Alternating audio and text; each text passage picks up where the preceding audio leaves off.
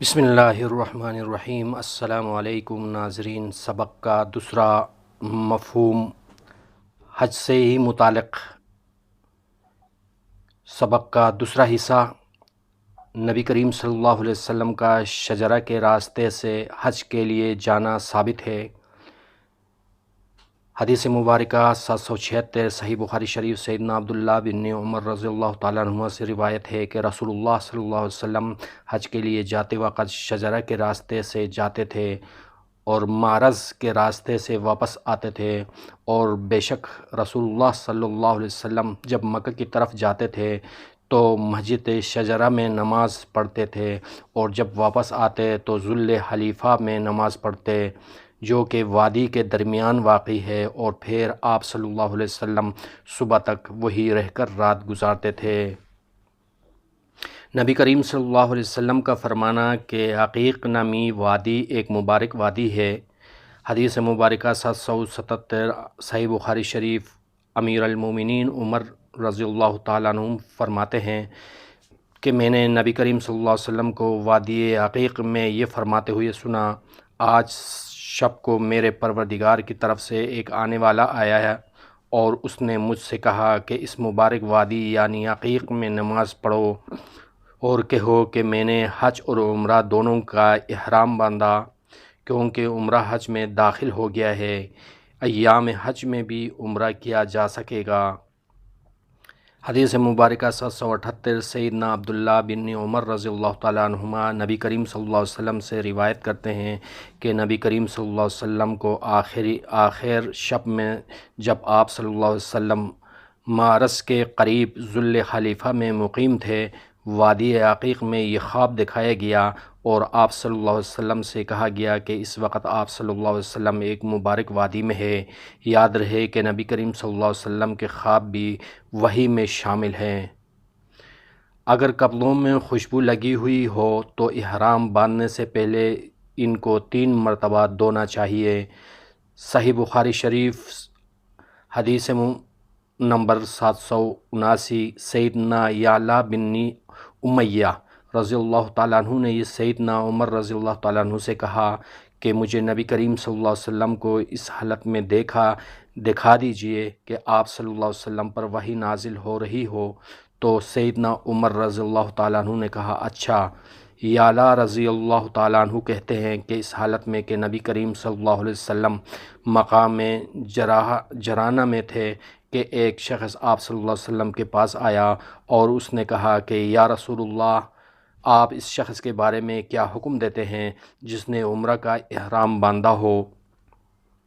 حالانکہ وہ خوشبو سے تر ہو؟ تو نبی کریم صلی اللہ علیہ وسلم نے کچھ دیر سکوت فرمایا، پھر آپ صلی اللہ علیہ وسلم پر وحی نازل ہونے لگی۔ تو سیدنا عمر رضی اللہ تعالیٰ عنہ نے یعلا رضی اللہ تعالیٰ عنہ کی طرف اشارہ کیا تو وہ آئے، اور اس وقت رسول اللہ صلی اللہ علیہ وسلم کے اوپر ایک کپڑا تنا ہوا تھا، اسے آپ صلی اللہ علیہ وسلم پر سایہ کیا گیا تھا۔ تو یعلا رضی اللہ تعالیٰ عنہ نے اپنا سر اس کپڑے کے اندر ڈالا تو کیا دیکھا کہ رسول اللہ صلی اللہ علیہ وسلم کے چہرہ مبارک سرخ ہے، اور آپ صلی اللہ علیہ وسلم خراٹے لے رہے ہیں۔ پھر وہ حالت آپ صلی اللہ علیہ وسلم سے زائل ہو گئی تو آپ صلی اللہ علیہ وسلم نے فرمایا: وہ شخص کہاں ہے جس نے عمرہ کی بابت سوال کیا تھا؟ وہ شخص لایا گیا تو آپ صلی اللہ علیہ وسلم نے فرمایا: جو خوشبو تجھے لگی ہوگی اس کو 3 مرتبہ دھو ڈالو، اور اپنا جبہ اپنے جسم سے اتار دو، اور عمرہ میں بھی اس طرح اعمال کرو جس طرح اپنے حج میں کرتے ہو۔ احرام باندھنے کے وقت خوشبو لگانا کیسا ہے، اور جب احرام باندھنے کا ارادہ کرے تو کیا پہنیں؟ حدیث مبارکہ 780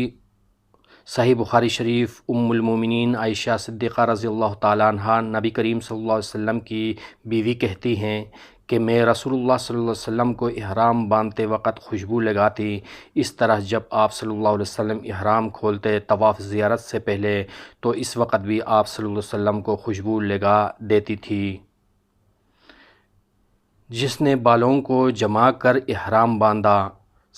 حدیث مبارکہ 781 سیدنا عبداللہ بن عمر رضی اللہ تعالیٰ عنہما کہتے ہیں کہ میں نے رسول اللہ صلی اللہ علیہ وسلم کو اس حالت میں دیکھا کہ آپ صلی اللہ علیہ وسلم بالوں کو جمائے ہوئے لبیک پکار رہے تھے۔ مسجد ذوالحلیفہ کے پاس احرام باندھ کر لبیک پکارنا مسنون ہے۔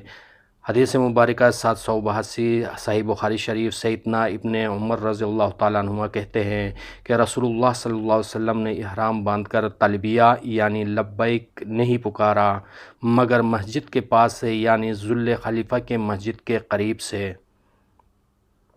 حج میں تنہا یا کسی کے ساتھ سوار ہونا۔ حدیث مبارکہ 783 صحیح بخاری شریف سیدنا ابن عباس رضی اللہ تعالیٰ عنہما سے روایت ہے کہ عرفہ سے مزدلفہ تک سیدنا اسامہ رضی اللہ تعالیٰ عنہ نبی کریم صلی اللہ علیہ وسلم کے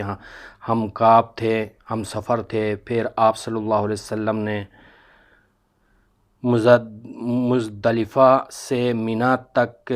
فضل بن ابی طالب رضی اللہ تعالیٰ عنہ کو